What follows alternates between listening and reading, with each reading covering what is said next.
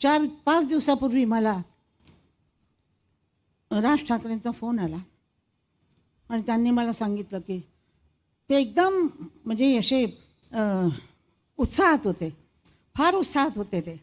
आणि ते मला म्हणाले की आशाताई म्हटलं काय. त्यांचा तो आवाज एकदम खोगरा आणि घरगरीत तो ठाकरे आवाज.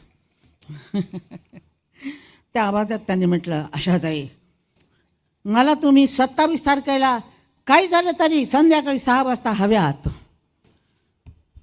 60 वर्ष उशीर झाला बरं का.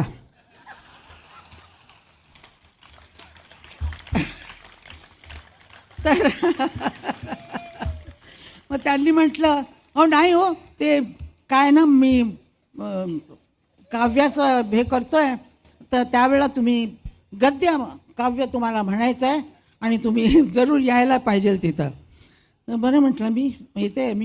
मी आजारी मी आजारी होते तरीसुद्धा मी म्हटलं राजसाहेबांना नाही कसं म्हणायचं. ज्या माणसांनी माझ्या बंगल्यामध्ये एका दिवसात एवढी मोठी शिवाची पिंडी आणून बसवली त्या माणसाला मी काय नाही म्हणू. ज्या माणसांनी कुठं जेवण मिळत नसताना 15 मासे एवढे मोठे मोठे पॉपलेट माझ्याकडे पाठवून दिले त्याला मी काय नाही म्हणू. तो दोस्त आहे आणि दोस्ताला कोणी नाही म्हणतं का. नाही, तसे ते दोस्त आहेत माझे. त्यामुळं मी आज इथं आहे. माझी तब्येत बरी नाही आहे तरीसुद्धा मी आलेले आहे.